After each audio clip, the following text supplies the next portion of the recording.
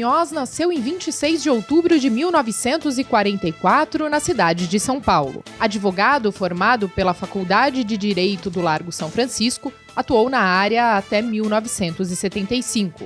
Foi prefeito da cidade paulista de Itapira de 1977 a 1982 e de 1997 até 2004. Conquistou uma cadeira na Assembleia Legislativa de São Paulo pela primeira vez nas eleições de 1986. Deputado constituinte, teve papel fundamental na promulgação da Constituição de São Paulo de 1989. Presidiu a importante Comissão de Sistematização da Constituinte, função para o qual foi eleito por unanimidade pelos parlamentares da Alesp. Esteve à frente do Ministério da Agricultura, Abastecimento e Reforma Agrária no governo Itamar na década de 1990. Também foi secretário de Agricultura e Abastecimento do Estado de São Paulo no governo Fleury. Durante o terceiro e quarto mandatos como deputado estadual, presidiu a Assembleia Legislativa por 2 biênios consecutivos, entre 2009 e 2011 e 2011 e 2013.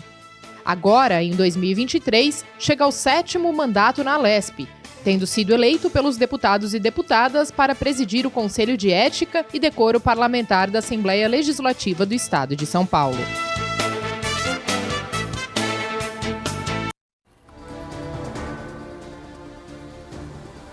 Olá, sejam todos muito bem-vindos, todas muito bem-vindas a mais um Conexão Paulista. Programa que aproxima você das decisões políticas do Estado de São Paulo, sempre trazendo muita informação de qualidade e, claro, informação é interesse de toda a população. Conexão Paulista de hoje recebe o deputado estadual Barros Munhoz, do PSDB, com quase 50 anos de trabalho dedicados à política, ao desenvolvimento do Estado de São Paulo e do nosso país. Deputado, seja muito bem-vindo, é uma honra para nós tê-lo aqui. Muito obrigado, e para mim é uma alegria muito grande. Eu acho que é importantíssimo o trabalho de vocês. Muito obrigada, deputado. Na edição do programa de hoje, me acompanham os jornalistas Thales Maurício, chefe de redação da Rede Alesp, e Melissa Araújo, apresentadora do programa Cultura e Saber, também da TV Alesp. Muito obrigado pela presença de vocês. Obrigada, Mariana. Obrigada. Obrigado, Mariana, deputado, Melissa. Vamos nessa, bater um papo. Deputado, nós vamos abrir o programa de hoje, então, claro, vamos conversar sobre diversos assuntos ao longo dessa próxima hora, mas vamos aproveitar também a sua trajetória aqui dentro do Parlamento Paulista e, claro, na política brasileira, e nos aproximamos, estamos numa semana muito significativa que marca os 91 anos, então, da Revolução Constitucionalista de 1932. Dessa forma, vamos abrir com esse assunto, mas antes de iniciar a nossa conversa, temos uma reportagem com um trecho de uma declaração do senhor aqui para a Rede Alesp sobre a sua participação, sobre a participação de uma pessoa muito importante em sua vida para esse grande momento. Pois não. O meu pai participou desse movimento, eu a vida toda aprendi a reverenciar a luta constitucionalista de São Paulo. Ele sempre cultivou, ele sempre nos legou o seu amor a essa luta, a essa causa, né? Depois, passando pela Faculdade do Largo de São Francisco também, esse meu amor ao movimento cresceu ainda mais. Deputado, não só o senhor, mas também seu pai tiveram grande participação nessa política que hoje forma, né, o Estado de São Paulo e também o Brasil. Gostaria que o senhor falasse o que a Revolução Constitucionalista representa não só para o Estado de São Paulo, mas para o Brasil. Olha, eu entendo que foi um movimento fantástico, porque foi uma manifestação de inconformismo, acima de tudo. Porque não era crível que o Getúlio Vargas, então presidente da República, descumprisse os compromissos de 1930, de fazer uma Constituição. Então São Paulo se insurgiu contra isso, contra uma injustiça. E foi um movimento fantástico, impressionante.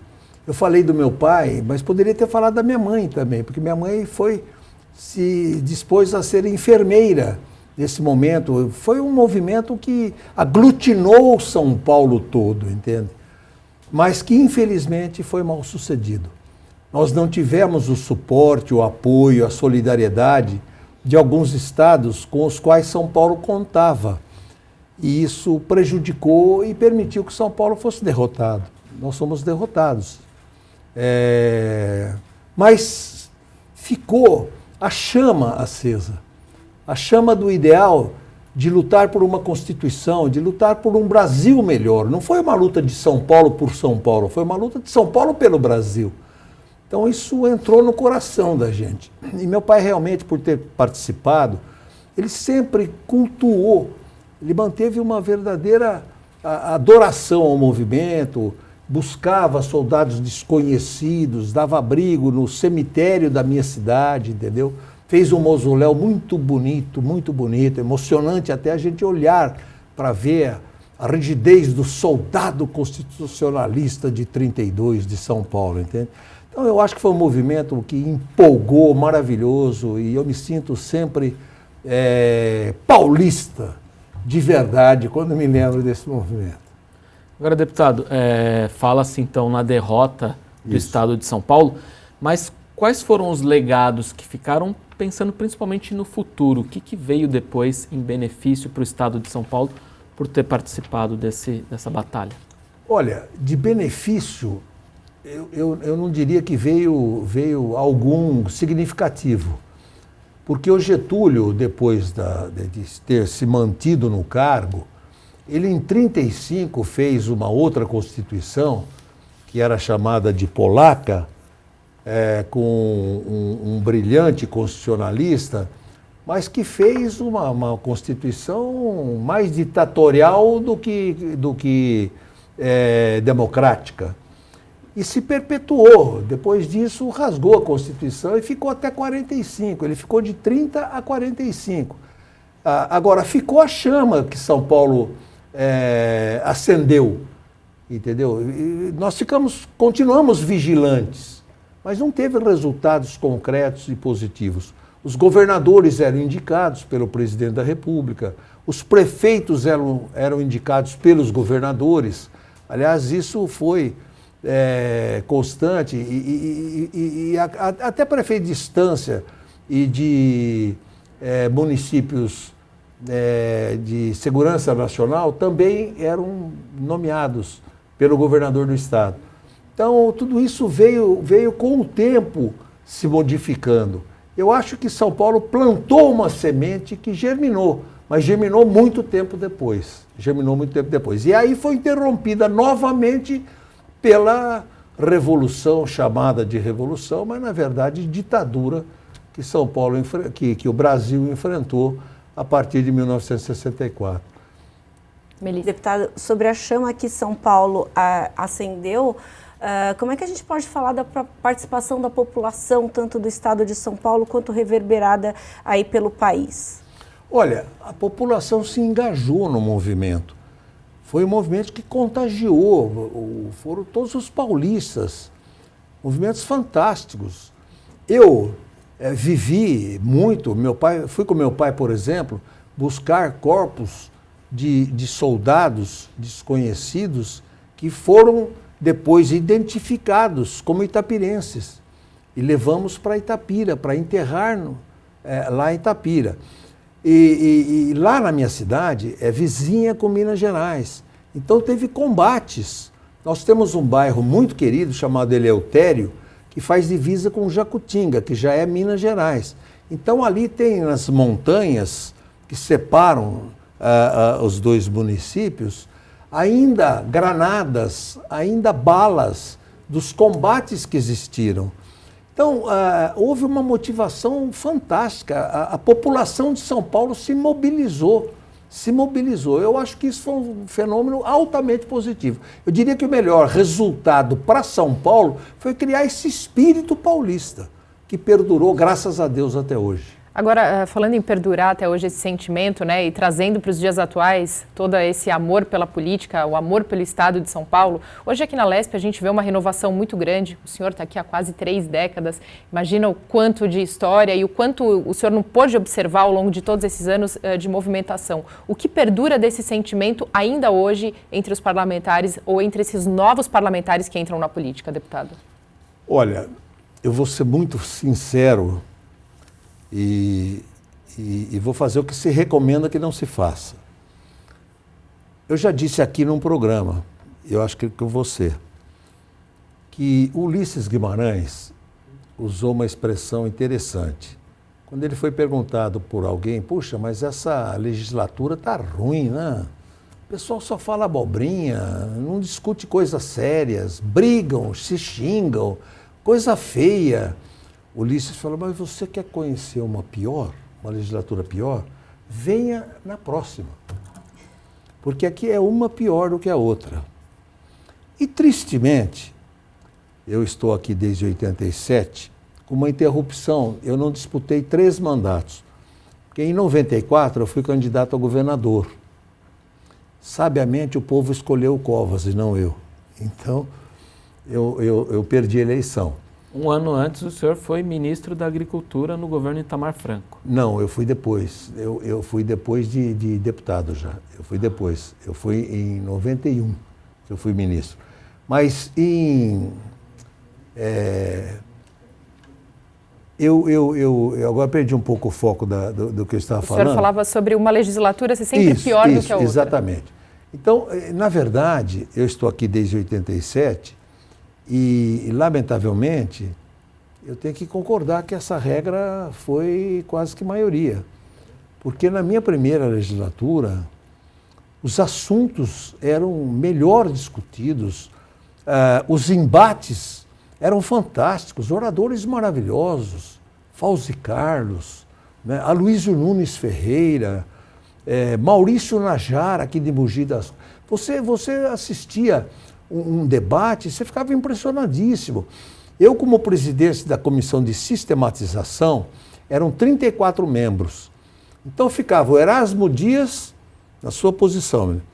E eu aqui na minha, né? E 16 de cada lado, deputados de cada lado, de todos os partidos, né? Então era uma coisa efervescente, era uma coisa maravilhosa, fantástica. E isso ficou gravado para mim. Tem um grande advogado de São Paulo, é interessante que eu conte isso para vocês, Fábio Lila.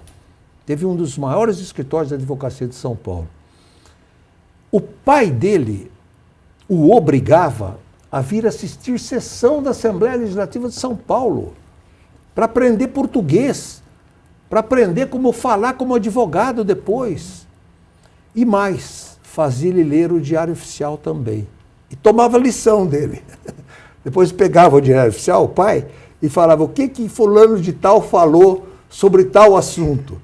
Então, tudo isso foi se apequenando. É triste para mim dizer isso. Eu gostaria de dizer, não, melhorou a cada legislatura, não melhorou. Mas eu falo com muita confiança. Essa legislatura quebrou o tabu criado pelo Ulisses Guimarães. Com muita alegria eu digo isso. Eu estou sentindo que é melhor do que a passada. Porque a passada era gente ruim? Não. Tinha gente muito preparada. A Janaína Pascoal, me permite, eu divergia dela em muitas coisas, isso eu não posso negar. Uma pessoa extremamente competente, deu uma importância grande para o Legislativo. Foi uma excelente deputada. Estou citando a Janaína, porque talvez seja a que mais se destacou, né? Mas hoje eu vejo esse espírito prevalecendo na atual legislatura. Estou muito feliz com isso. E peço a Deus que seja. A passada tinha muita discussão, sem muito senso, muita agressão, entendeu? Com todo o respeito, eu gosto muito da pessoa Arturo, mamãe falei, ou Arthur Duval, gosto muito dele, mas ele fazia barbaridades aqui, né? A Assembleia não é para isso, né? Então eu acho que agora estamos retomando um caminho glorioso que essa Assembleia Legislativa já teve. Deputado, Thales, se você me permite, só para concluir o raciocínio, na sua opinião, o que se perdeu? O que se perdeu na essência do fazer política nesse tempo todo? O debate de temas verdadeiramente importantes e o asfixiamento da capacidade de legislar dos legislativos estaduais e municipais. Eu gostaria de, no próximo bloco, se vocês me permitirem, entrar um pouco mais profundamente nesse assunto. Claro. As assembleias são limitadas demais no seu poder de atuação, entendeu? Então, eu acho que esse é o nosso maior problema. E isso é que nos limita. Então, você tem um círculo muito pequeno de atuação, mas muito maior do que a gente utilizava. Thales. Deputado, o senhor colocou muito bem aqui a questão do papel de cada um deles ao longo desse processo, que alguns se perderam ao longo das legislaturas. O senhor é um deputado muito experiente. Como o Thales mencionou, o senhor foi ministro, o senhor foi prefeito. Acho que o senhor passou por quase que todos os cargos, né? Ou todos os cargos. Essa troca, de alguma forma, o senhor consegue fazer essa troca com deputados que estão chegando a essa casa? Como é que funciona esse diálogo interno? Olha, eu tenho visto pessoas que vieram agora, que começaram agora, e que estão se destacando nas suas falas, no conteúdo das suas falas, principalmente, entendeu? E isso me anima. E tenho visto um pouco mais de discussão sobre os projetos, sobre os temas que a Assembleia realmente deve levar adiante. Então, isso é que me anima, isso é que me motiva. E tenho participado do Conselho de Ética como presidente, também estou animado nesse sentido. Já tem 3 processos lá, entendeu? 2 nós até não admitimos, achamos que não tinha cabimento. E ainda vamos debater. Mas nós chegamos a ter 193 denúncias e embates e medidas de um Conselho de Ética e Decoro. Isso é triste para um poder legislativo. Então, eu estou vendo com muito ânimo essa situação. Estou vendo os debates num nível mais elevado. Os entrechoques são normais. Agora, lamentavelmente, eu não vejo isso no Congresso Nacional. Eu acho que lá o ditado do Ulisses ainda está vigorando. Acho que essa legislatura está sendo pior do que a anterior, porque é um bate-boca sem fim. E não é isso que é democracia. Não é isso que é democracia, xingamento e ofensa. Não é isso. O senhor acredita que a polarização acaba sendo a origem desse embate, dessas discussões que acabam não trazendo um aprofundamento de ideias e que agora, nesse caso, nessa 20ª legislatura, essa polarização está menos acirrada? Olha, você tocou num ponto crucial da vida política do mundo. O mundo está polarizado entre esquerda e direita, cada vez mais. Estados Unidos, não precisa dizer, certo? Não vou dizer da Rússia e da China, porque lá é só uma ala, né? Mas está caminhando para isso. A Itália é a extrema-direita que está no poder. Aliás, a direita está levando vantagem na maior parte dos pleitos, né? Enfim, isso radicaliza. E não é bom. De sorte que o que eu defendo é uma Assembleia mais plural. Nós temos aqui a influência para eleger deputados está polarizada. Ou era Lula ou era Bolsonaro. Eles puxam, no Brasil, a eleição para senador, né, é norteada. Tanto que aqui em São Paulo foi eleito. Eu tenho a impressão que 99% dos eleitores de São Paulo que votaram no senador não sabem o nome dele. Fato. Não é verdade? É. Quer dizer, votou porque o Bolsonaro pediu. E votou porque era astronauta. Foi eleito, o povo votou por essas razões. Então, é polarizada a eleição de senador, é polarizada a eleição de governador. O Tarcísio, provavelmente há 30 anos atrás, há 20 anos atrás, há 10 anos atrás, não conseguiria ser eleito. Certo? E conseguiu, por quê? Porque foi indubitavelmente o Bolsonaro que o alavancou, certo? E ele tinha sua qualidade também, é indiscutível isso, foi um excelente candidato, certo? Mas foi o fator menor. Então, de deputado estadual e de deputado federal também a eleição é polarizada. O PL tinha, se não me falha a memória, ou 6 ou 8 deputados na legislatura passada. Foi para 19, certo? O PT também deslanchou. 10. Foi de 10 ou de 12 para 19 ou 20. Quer dizer, então essa polarização é ruim. É ruim. Seria bom que tivesse 4 ou 5 partidos. Também é ruim você ter 20. Como na legislatura passada tivemos 23. É ruim. Essa pulverização também é condenável, entendeu? Mas a verdade é essa. Quer dizer, nós temos uma polarização que é maléfica para o mundo todo, eu acho. Para o mundo todo, eu acho. Mas você vê na França, vê em todo lugar. É esquerda, direita, esquerda, direita, esquerda, direita. E é bom que houvesse pelo menos mais 2 ou 3 partidos juntos com esquerda e direita. Deputado, o senhor citou aqui sobre a pluralidade na política, a importância dessa riqueza, né, que deveria existir nesse ambiente. Mas como fazer isso, ou como chegar nisso, deputado, sendo que se a gente voltar sem uma educação, sem uma conscientização, uma formação política de base, isso não tem como acontecer. O que eu lamento muito é o seguinte, eu via as pessoas ingressarem na política com mais motivação do que hoje. Hoje entram mais por uma briga de internet, por uma briga de mídia, entendeu? Se limitam a expressões e se empolgam sem um aprofundamento na questão da política, na arte da política, sem ler, sem conhecer o passado, sem buscar se informar, entendeu? Eu vejo nas câmaras municipais também, o debate é pobre. Quer dizer, não precisa ser gente instruída, gente... Eu tive, quando prefeito, um vereador que até eu dizia, ele não fala bem, mas ele age bem, entendeu? Gente com dificuldade, gente que não tinha estudado, não precisa nem ser doutor, mas é imbuído do espírito político, de fazer o bem, de discutir as coisas e saber ceder, saber reconhecer, não é só se achar o dono da verdade e transformar a política numa politicalha, né? E, lamentavelmente, na grande maioria dos legislativos do Brasil, isso aconteceu.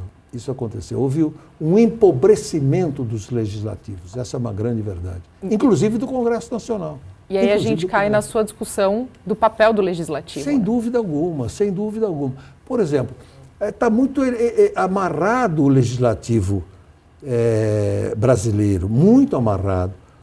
Eu vou lhe dizer, aqui vai mostrar, o legislativo estadual pode fazer quase nada, e o legislativo municipal também.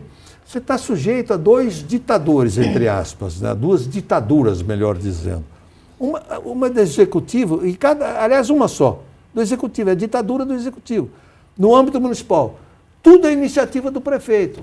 O que o vereador pode fazer? Dar nome de rua, isso, aquilo. O resto, a iniciativa é privativa. O que a Assembleia Legislativa de São Paulo pode fazer? Muito pouca coisa. É privativo do executivo o encaminhamento de projetos. Quer dizer, é um legislativo que não legisla. Entendeu?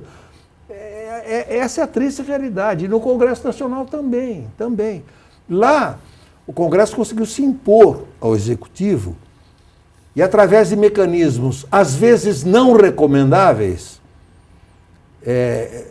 passa a ter força e votar a seu talante, seguindo a orientação do Congresso e não a do Executivo. Mas não é essa a regra, não é essa a regra. Deputado, sobre o que o senhor está falando, que é a gente entrar aí na questão do pacto federativo, que é o que atribui aí os poderes para cada ente, né? A gente sabe que o senhor já, como presidente da Alesp, teve esse papel lá em Brasília de tentar mudar esse pacto federativo. Como é que foi essa discussão que foi feita naquele momento e se isso pode ser retomado? Como é que tem sido a aceitação para que a gente, de fato, tenha uma mudança na questão do pacto federativo? Eu quero fazer uma crítica e um lamento. Nós temos no Brasil uma entidade chamada UNALE, que é a União Nacional das Assembleias Legislativas. Lamentavelmente, a meu ver, com todo o respeito, a Assembleia de São Paulo deixou de fazer parte da UNALE. Eu acho que foi um erro. mas também acho que a Unali não faz o que devia fazer. No meu tempo, eu consegui, principalmente graças aos bons políticos de Minas, porque Minas tem políticos que podem ser sempre nossos eternos professores. Aos bons políticos do Rio Grande do Sul, de Santa Catarina, e aos bons políticos de Pernambuco, estou mencionando os presidentes de Assembleia com quem eu convivi. Tinha mais espírito, não é possível a gente ficar do jeito que nós estamos, vamos fazer alguma coisa. E nós conseguimos o necessário para apresentar ao Senado da República uma proposta de modificação da Constituição. Sabe o que dizia? Eu já estou entrando no assunto. A Constituição dizia o seguinte: compete à União, aos Estados e ao Distrito Federal legislar concorrentemente sobre previdência social, proteção e defesa de saúde. Só isso. Então nós propusemos, nós conseguimos 15 assinaturas. Eu me dediquei de corpo e alma a fazer isso. E conseguimos levar para o Senado. Compete à União, além da previdência social e da proteção e defesa da saúde, acrescentamos mais assistência social. E criamos mais o seguinte: licitação e contratação. Em todas as modalidades para administração pública direta, autárquica e fundacional, obedecido, tal. Tudo que o governo federal tem, São Paulo teria de forma concorrente, pode legislar nessa matéria. Mas trânsito e transporte, não tem sentido que o Estado não possa legislar sobre isso, concorrentemente com a União, não é privativo do Estado. Política agrícola também. E aí o senador Anastasia, brilhante senador, brilhante político, foi governador de Minas Gerais, ele acrescentou mais alguns temas que nós não tínhamos previstos. Só que isso morreu como uma proposta do Senado, que morreu. Ele se afastou. Hoje é da AGU, né? Da Agência Geral da União. Da União, não é verdade? E o que aconteceu é que nós vamos ter que propor de novo.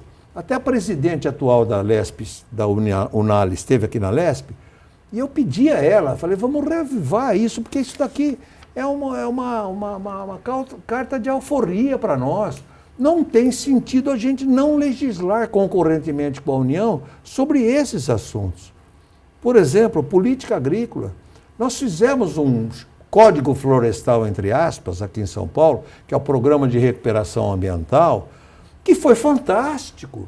Ficamos 1 ano e meio discutindo. Aí você eleva a casa. Isso nós fizemos porque nós éramos obrigados a fazer.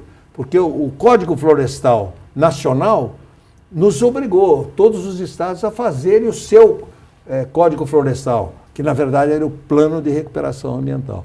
Então, isso daqui é vital para os estados, é vital. Como para os municípios também, devia ter uma certa liberdade maior do que tem hoje. Mas para a Assembleia, para a gente chegar naquilo que a gente almeja, é fundamental fazer essa modificação na Constituição que nos aprisiona muito. O senhor tem conversado com pares aqui na LESP a respeito desse tema? Como tem sido a conversa sobre isso? Eu precisaria, quem tem me ajudado, eu estou muito animado, porque nós temos um grande presidente. Eu acho que o Carlão Pinhatari também foi um grande presidente, o Cauê Macris também foi um grande presidente. E quero me abster de falar sobre os demais. Também tiveram outros bons presidentes, sem dúvida alguma. Mas eu acho o André, agora, mais imbuído da importância disso, entendeu? A gente tem que se libertar, senão nós vamos ficar nesse rame-rame aí que não vai a lugar algum, Chega a ser triste às vezes, chega a ser triste. Eu imagino vocês aí na função de vocês, como é duro você pegar uma sessão. Outra coisa que nós precisamos fazer, agora é outro parágrafo, nós precisamos reformar o nosso regimento interno. Não dá mais. Eu, quando fui presidente, consegui mudar. Eram 18 horas de discussão para depois um projeto entrar em votação. Entendeu? Madrugada dentro. Como? Madrugada dentro. Madrugada dentro. As sessões terminavam aqui 2 horas da manhã, 3 horas da manhã, entendeu? Eu consegui diminuir isso na minha gestão de presidente para 6 horas, né? Quando é regime de urgência, reduz para 6 horas. Já é pouco. Já é bem melhor do que era, né? Mas eu ainda acho que tem muita coisa que nós precisamos melhorar aqui também do regimento, entendeu? Não tem cabimento. Eu fiz para os presidentes que me sucederam, falei, olha, eu consegui fazer o máximo que me foi possível. Agora vocês consigam fazer mais. Mas nenhum levou adiante. Desculpa, Mariana. A gente estava falando do Pacto Federativo, e aí, obviamente, que como o senhor explicou aqui para a gente, há uma limitação em legislar nos legislativos especificamente. E, de alguma forma, deputado, isso acaba confundindo a população. A população fica achando que um deputado pode fazer muitas coisas que não podem. De alguma forma, e aí tem a ver com o que a Mariana tinha falado antes, da educação política, dá para que a gente consiga, com uma mudança, melhorar também essa questão de educação política da população, para que haja um entendimento melhor das atribuições de cada poder?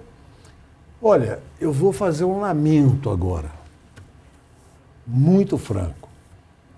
A educação moral e cívica, do jeito que acabou sendo praticada, não era o ideal, mas faz muita falta no Brasil uma educação moral e cívica, para educar as nossas crianças, educar os nossos jovens do que é verdadeiramente a política, entendeu? E lamento que isso não exista. Ajudaria muito. E mais do que isso, é o que vocês fazem.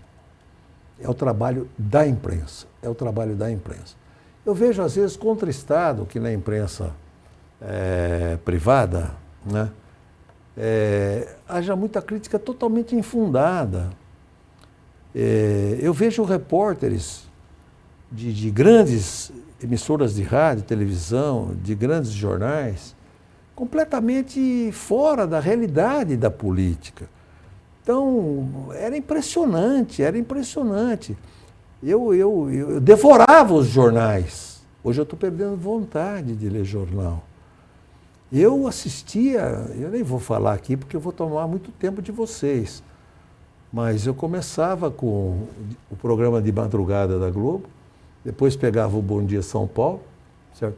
Depois eu ligava na CBN, depois eu ligava na Jovem Pan, certo?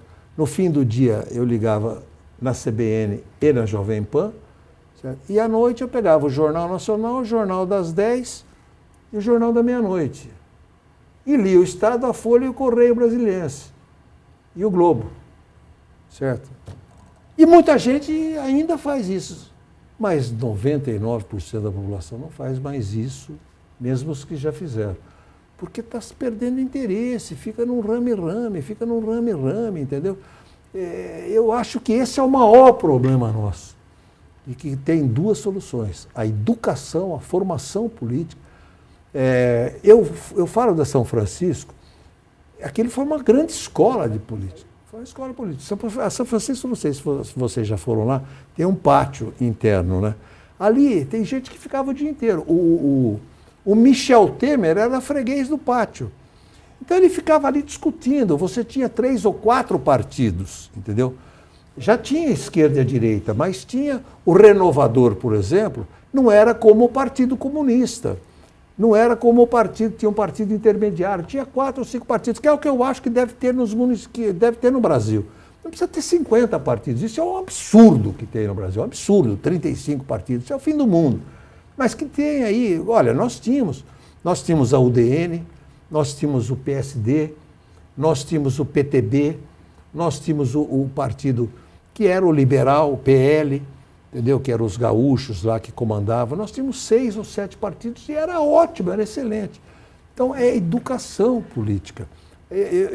Tá certo que eu peguei em casa o hábito da política. Minha família vem desde 1750 fazendo política. No Paraná, primeiramente, depois meu pai em Santos e depois em Itapira também. Ele foi prefeito de Itapira e depois eu o sucedi. Mas, enfim, fundamentalmente, educação, certo? Motivar, porque a política é a mais sórdida das profissões, principalmente quando usada para fins escusos, como ela lamentavelmente tem sido muito usada. Mas é a mais nobre das artes. Não tem nada melhor. Sábado agora, eu fui inaugurar 41 casas populares, casas da CDHU. Eu choro, eu fico profundamente emocionado quando eu vejo uma senhorinha, quando eu vejo um trabalhador entrar na sua casinha e chorar de alegria. O Quercia dizia, pisa nesse solo e fala, agora aqui quem manda sou eu. A pessoa ter a sua casa própria. É o maior sonho de todas as pessoas, ter um imóvel para morar, entendeu? Então, quando você consegue uma luta dessa, que coisa mais linda do mundo, entendeu? Eu estou emocionado até agora, o evento foi sexta-feira, eu estou emocionado até agora, entendeu? Então, essa é a arte que precisa ser difundida e que os jovens precisam ingressar nela, entendeu? Começar de falar de política. Eu adoro, o que eu mais gosto é quando eu vejo um jovem falando de política. Deputado, mesclando então um pouco a antiga política e a mais recente, o governador Tarcísio de Freitas, então, ele foi eleito quebrando uma hegemonia aqui no estado de São Paulo de muitos anos do PSDB à frente do estado, partido ao qual, inclusive, o senhor é filiado. E eu quero que o senhor fale um pouco mais para a gente sobre isso, só que no próximo bloco. A gente tem que fazer um rápido intervalo. Combinado. Conexão Paulista volta já.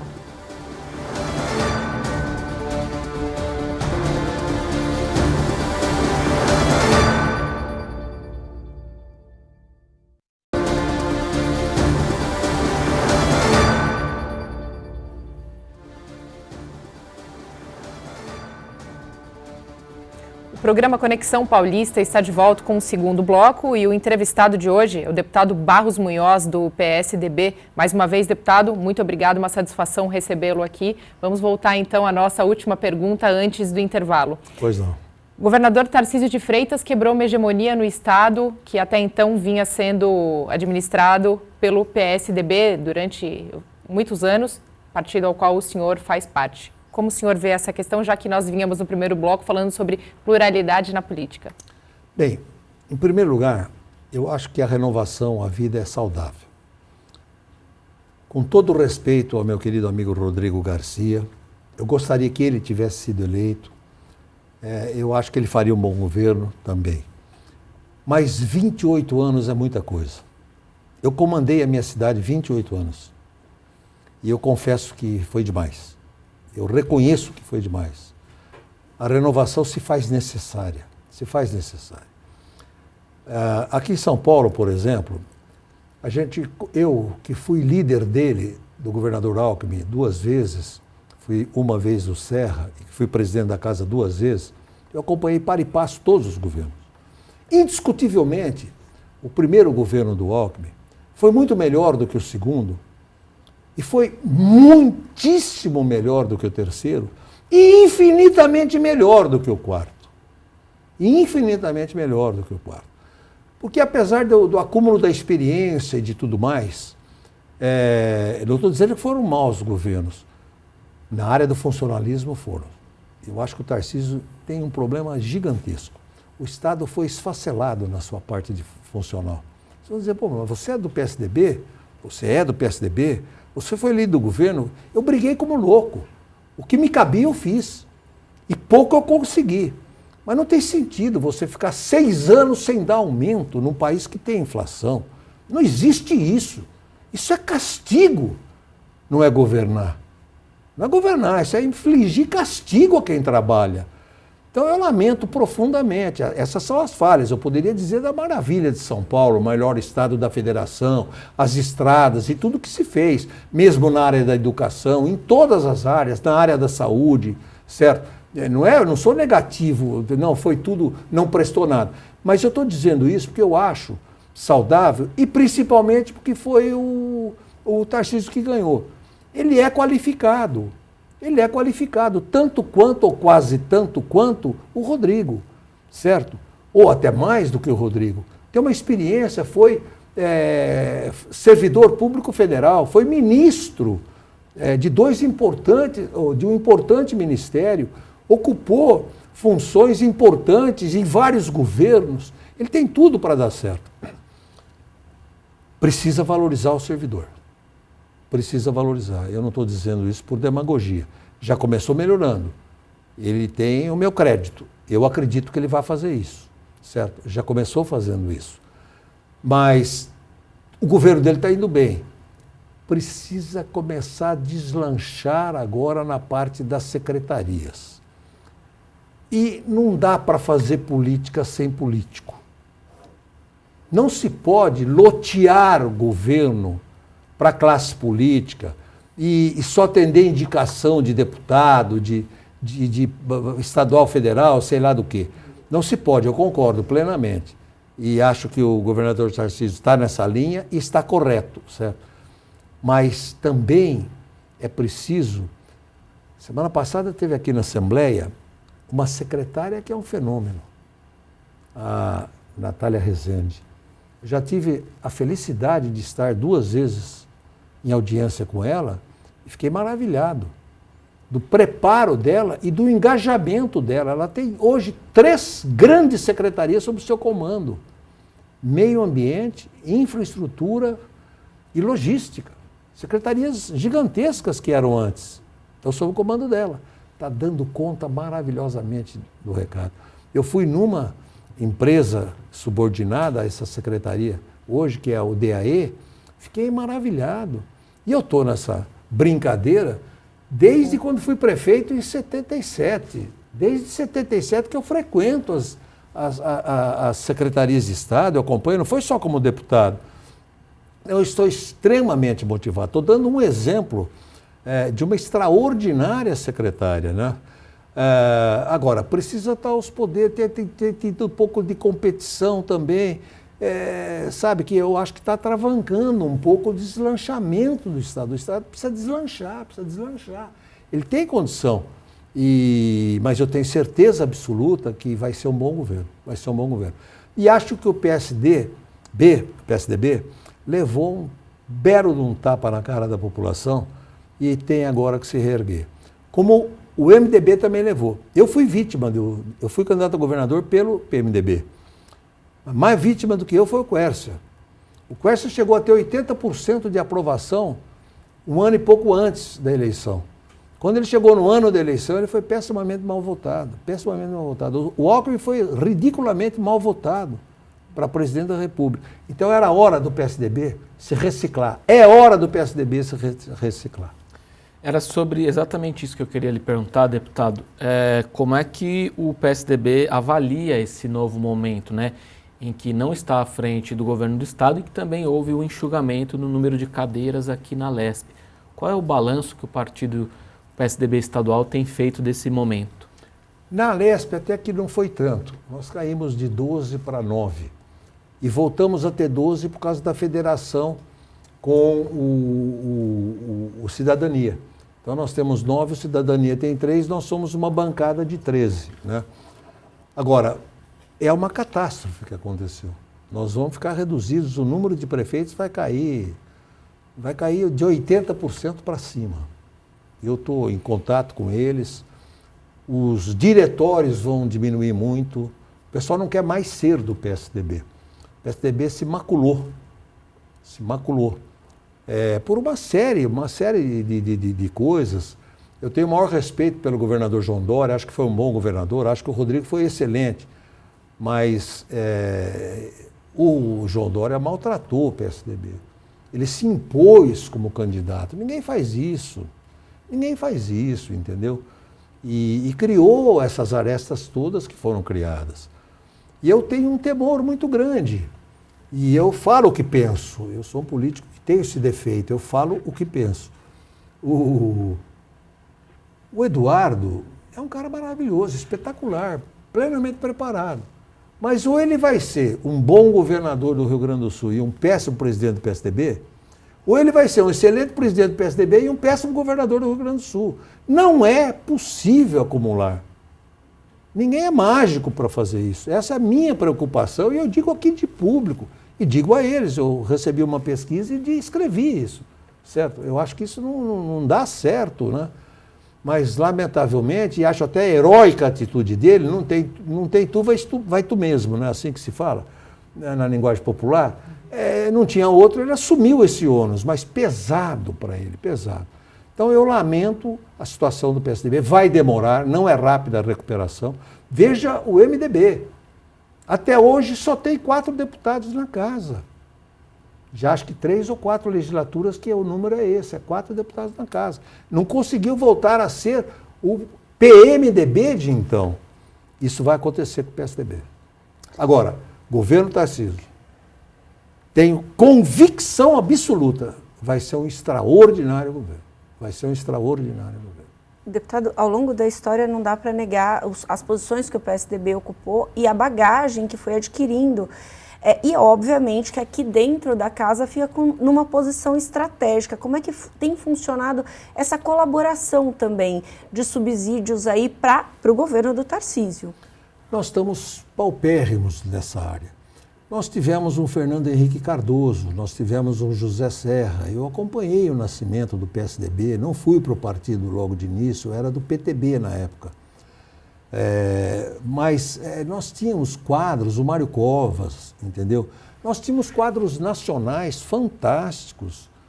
Isso houve um empobrecimento brutal, brutal. Nós tínhamos o Aloysio Nunes, o Aloysio não é por ter sido meu colega de faculdade, meu amigo de faculdade. O Aloysio é um cara brilhante, brilhante. Então nós não temos mais quadros hoje praticamente no PSDB. Temos excelentes deputados aqui, sem dúvida alguma. Por isso que o PSDB aqui, todos os projetos do governador Tarcísio aprovados, com dificuldade, contaram com o voto da Federação PSDB Cidadania. Então, nós temos quadros, nós temos mais infinitamente menos do que tínhamos. Esse é o nosso grande desafio, formar nossos quadros. Deputado, se a Mariana me permite, eu queria voltar um pouco na nossa conversa e buscar aquele momento histórico do fim da década de 80, em que o senhor participou da Constituição Estadual vigente, né, que foi promulgada no dia 5 de outubro de 89, e aproveitar também a sua trajetória política, a sua experiência, pedir para o senhor falar um pouco sobre o que aquilo representa em termos de democracia para o Estado de São Paulo. Mas antes tem uma fala do senhor a respeito desse período, a gente pode acompanhar aqui rapidamente.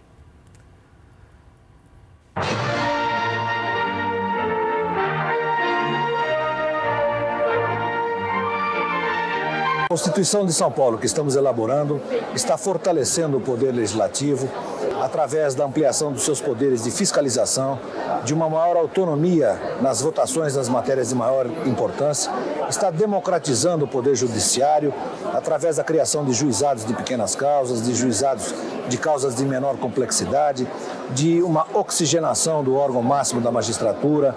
Enfim, a Constituição está sendo progressista, avançada e em diversos outros capítulos, como do meio ambiente, da ordem econômica e social, da proteção da criança, do idoso, do deficiente, irá ser caracterizada como uma Constituição progressista e arrojada.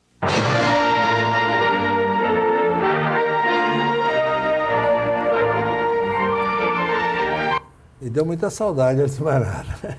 Eu gostaria que o senhor falasse, então, quais foram os principais direitos assegurados com essa Constituição de 89?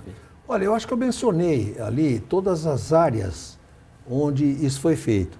Quer dizer, eu entrar em caso a caso, eu vou ficar mais 1h30 aqui falando, entendeu?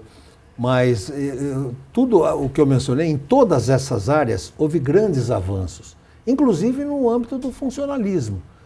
Tudo que foi possível fazer se fez. O que eu gostaria de resumir é o seguinte, a questão tem capítulos inteiros da Constituição que tratam de cada área com abundância, muito mais do que se tratava anteriormente. Mas eu queria te dizer o seguinte, foi um trabalho magnífico. Todos os partidos representados na Comissão de Sistematização, que pegou o quê? O anteprojeto e transformou no projeto, que ia ser discutido e votado, então, pelo plenário da Constituinte, né? A gente tinha reuniões de manhã, de tarde e de noite. e de madrugada. Várias vezes nós saímos das reuniões da Comissão de Sistematização às 3 horas da manhã, às 4 horas da manhã. Quase todos os sábados a gente trabalhava. E em muitos domingos a gente trabalhou também. Eu sempre vou citar esse exemplo, que para mim era bastante. É a questão da divisão do Corpo de Bombeiros da Polícia Militar. Foi num domingo. Lotada a galeria. Você ouvia um mosquito passando lá no fundo da galeria. Silêncio total. De um lado, o Erasmo Dias brigando de faca, força de expressão, né? Lutando com toda a força que tinha para que não houvesse essa divisão. Do outro lado, Adilson Monteiro Alves, que é o pai do presidente do Corinthians hoje, que lutava pela divisão, como gostariam de ter que acontecesse também muitos membros do Corpo de Bombeiros.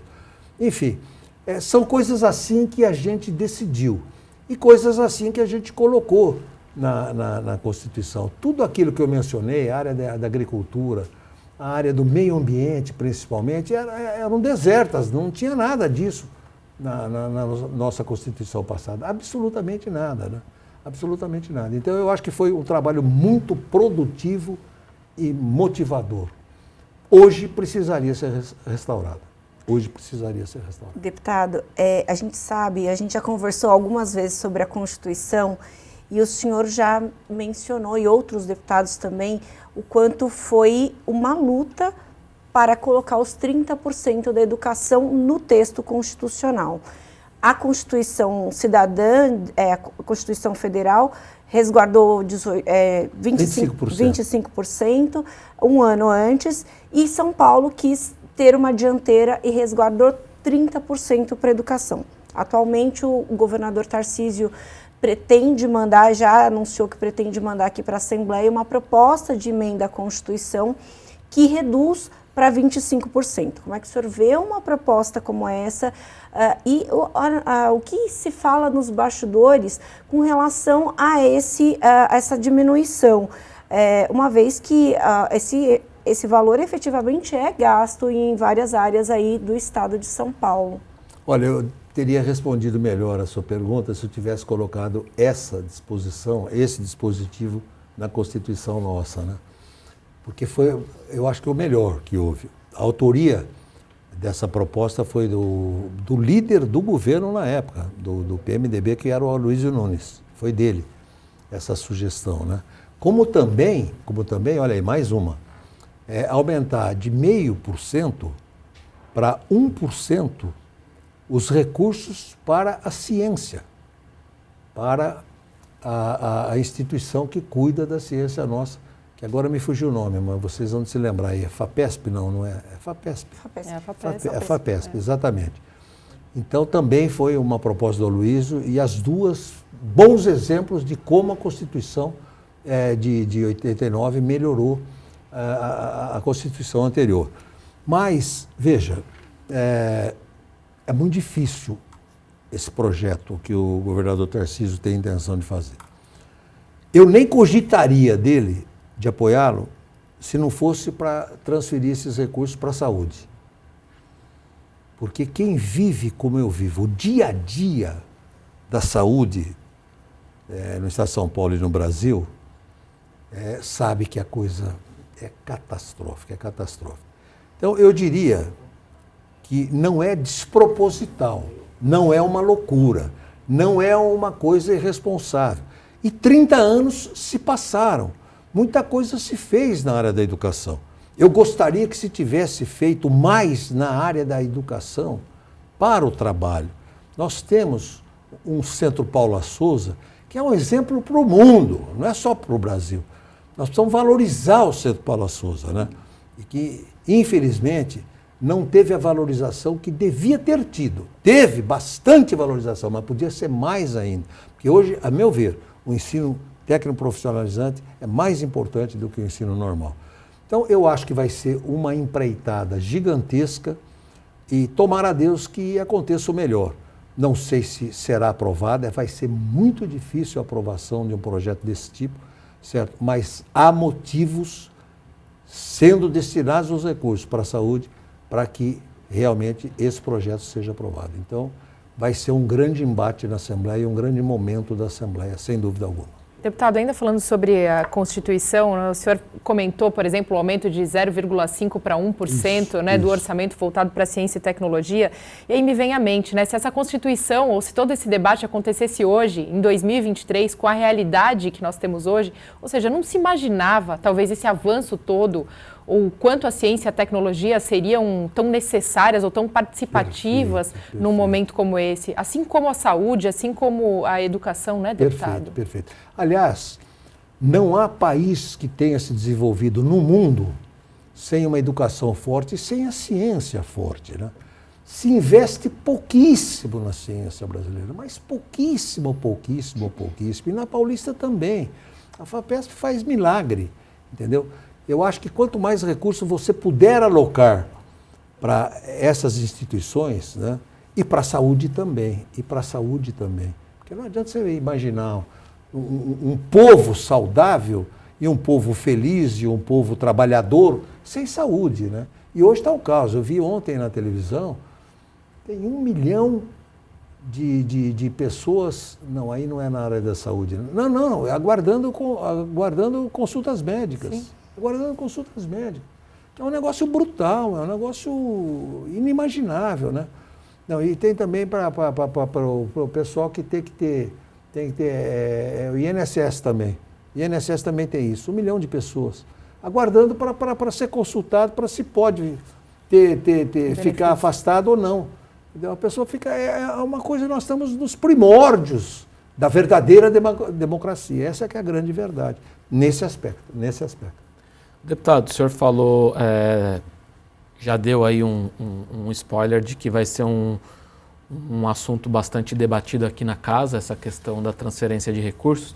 E aí eu queria aproveitar e lhe perguntar então, para esse segundo semestre, quais devem ser os principais projetos de leis debatidos aqui na LESP e também pedir para o senhor fazer uma avaliação desse início de 20ª legislatura, o que o senhor destacaria? Eu acho que foi um início saudável, foi bom, acho que projetos importantes foram aprovados, mas acho que o ritmo da Assembleia precisa ser acelerado. Eu acho que nós precisamos ter mais assuntos em discussão, nós precisamos nos aprofundar em outros assuntos e precisamos criar fatos e feitos que nos motivem mais a legislar. Agora, é fundamental que haja também uma iniciativa do Executivo. Acho que os projetos mais difíceis serão, indubitavelmente, de todo o mandato do governador Tarcísio, essa questão da educação e principalmente a questão da Sabesp. Acho que também vai ser uma matéria extremamente difícil de ser discutida, encaminhada e votada. Mas acredito também na capacidade do governador Tarcísio de enfrentar esses 2 grandes problemas que ele vai ter e nós também de fazermos o nosso importantíssimo papel que temos. Deputada, falando sobre projetos importantes do segundo semestre, a gente já começa com a PPA, né, o Plano Plurianual. E que esse ano é diferente, porque nos outros anos era uma gestão do PSDB que já estava acostumada ali com todo o processo e esse ano é o primeiro do Tarcísio, que é uma projeção para os próximos 4 anos de gestão. Qual que é a expectativa, deputado? A gente sabe que esse projeto ainda vai chegar na casa, vai chegar em 15 de agosto, mas que a gente tem ali uma expectativa de debate em torno dessa projeção para os próximos 4 anos, que é o desenho efetivamente do governo. Qual que é a sua expectativa com toda a sua experiência? A minha expectativa é que o trabalho dos parlamentares, no sentido de que seja melhorado o plano plurianual e que seja melhorada a LDO também, de um entendimento e de um mais respeitoso e mais íntimo do Executivo com o Legislativo. Nós temos aqui uma comissão que visita o Estado todo.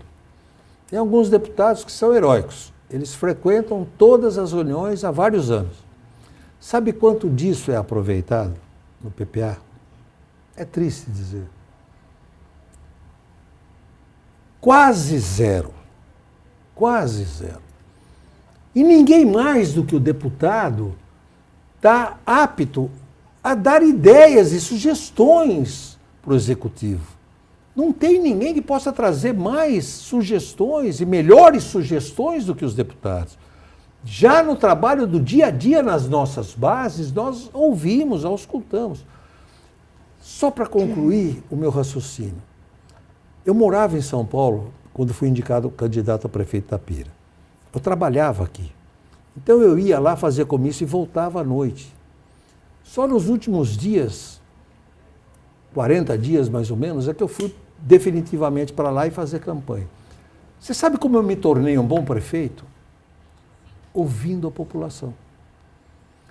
Eu fui de casa em casa, eu fui de bairro em bairro, e eu, ouvindo a população, eu defini. Eu sei que Itapira, os 5 maiores problemas são emprego, saúde, casa própria, tal, certo? Bairro por bairro eu fiz isso. Aí eu criei um programa na rádio que se chamava, criei um programa de bairro a bairro. Eu ia toda hora nos bairros e criei um programa na rádio, diálogo com o prefeito. Todo sábado eu ia na rádio e abria o microfone, não tinha essa de passar por triagem, não.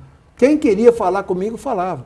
Eu recebia sugestões assim. Foi assim que eu fui consagrado, porque eu fui 3 vezes prefeito da minha cidade.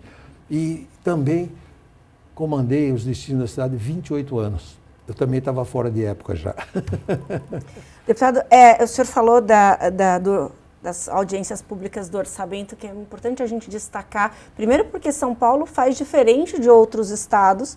É a mais democrática, a Assembleia Legislativa, é a única que sai da sua sede para ouvir a população, independente de quantos quilômetros ela esteja aí distante da sede. Ano passado a gente percorreu mais de 15 mil quilômetros para ouvir a população, então é importante a gente destacar.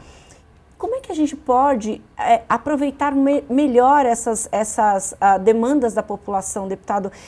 Existem meios que a gente pode dialogar com o Executivo para que a gente consiga efetivamente, na peça orçamentária no final do ano, incluir, de fato, melhores sugestões aí da população e mais participação da população?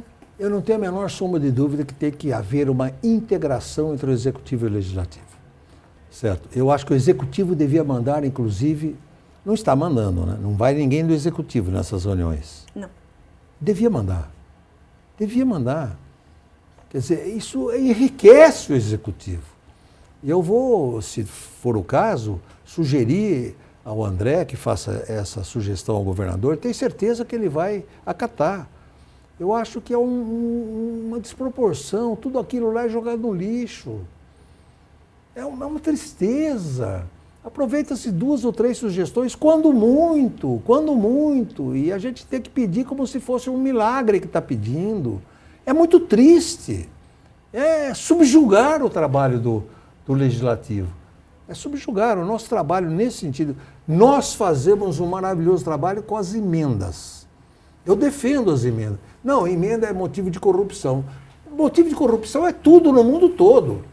Entendeu? Se você fiscalizar, acompanhar, não é motivo para corrupção. E é impressionante, nós sabemos qual é a instituição da cidade que mais precisa, qual precisa mais do que outro. Eu passei ontem o dia inteiro fazendo isso. Tem uma cotinha de emendas, eu levo aquilo com maior... Para que eu vou dar? Eu vou dar para o asilo de velhos ou vou dar para pai? Ou eu vou dar para pai ou eu vou dar para tal. Entendeu? Aí chamo, ouço a pessoa, vou lá ver. É assim que funciona. Ninguém melhor do que o deputado para alimentar o executivo das suas reais necessidades. Às vezes, eu já vi muito isso. O governo do estado faz uma coisa faraônica que não tem sentido nenhum, significação alguma, e às vezes que nem dá voto. Como agora fez algumas coisas.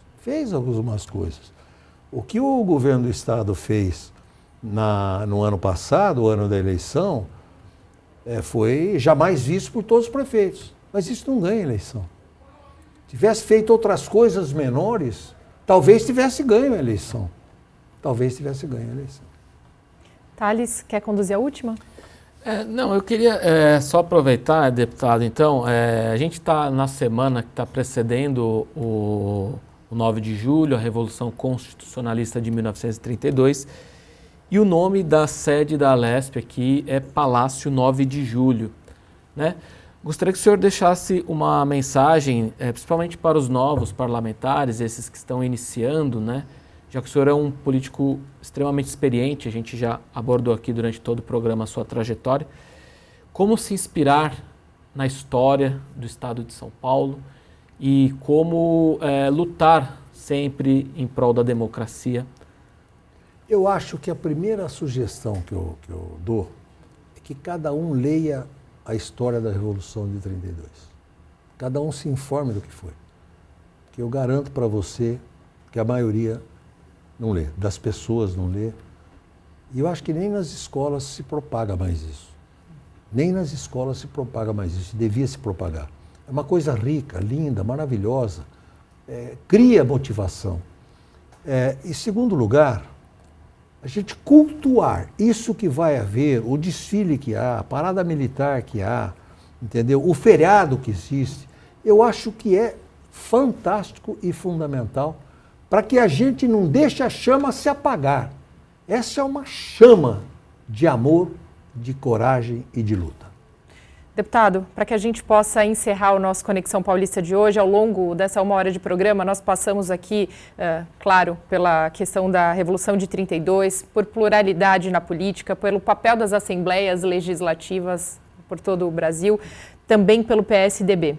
Agora nós temos uma foto que eu gostaria que o senhor olhasse aqui comigo e deixasse uma mensagem. Essa é a foto do deputado com 11 anos de idade. Perfeito, deputado, perfeito. O que o deputado Barros Munhoz de hoje diria a esse menino de 11 anos? Se eu conseguir conter emoção, esse daqui era o Aristeu, ele era número 4 da Esportiva, do nosso time de futebol. Aquele ali é o Isidio Eugênio.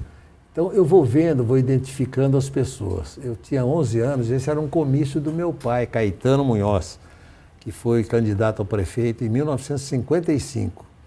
E eu, desde essa época, já era político.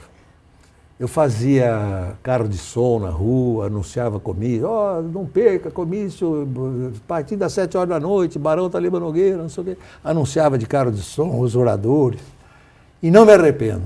Agradeço a Deus a felicidade de ter vivido esse momento e de ter, através de momentos como esse, me tornado um político de coração, de alma e de ideal. Muito bem.